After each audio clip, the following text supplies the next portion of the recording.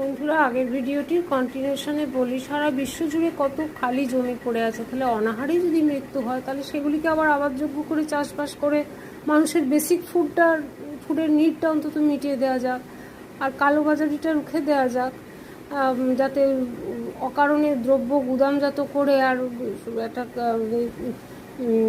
মানে চাহিদা তৈরি করে বাজারের এবং দাম বাড়ানোর একটা ব্যাপারটা, সেটাকে নষ্ট করতে হবে। এবং মানুষকে খেতে দেওয়ার দায়িত্ব তো অনাহারে যাতে তারা না মরে যায় রাষ্ট্রের দায়িত্ব এবং নাগরিকেরও দায়িত্ব। তাহলে সেই ব্যাপারগুলো কেন ঘটছে সেগুলো তো বার করে সেগুলো সমাধান করাটা অবিলম্বে প্রয়োজন। একটা আশার আলো দেখি অনুষ্ঠান বাড়িগুলোতে, যেখানে আজকাল উচ্চবিত্ত বা উচ্চ মধ্যবিত্ত পরিবারে ক্যাটারিং বুফে এসব হওয়াতে জিনিস অনেক নষ্ট হওয়া কমেছে। আগে যেমন পাতে ঢেলে দিত, নষ্ট হতো, এখন নিজেও পরিমাণ মতো নেয়।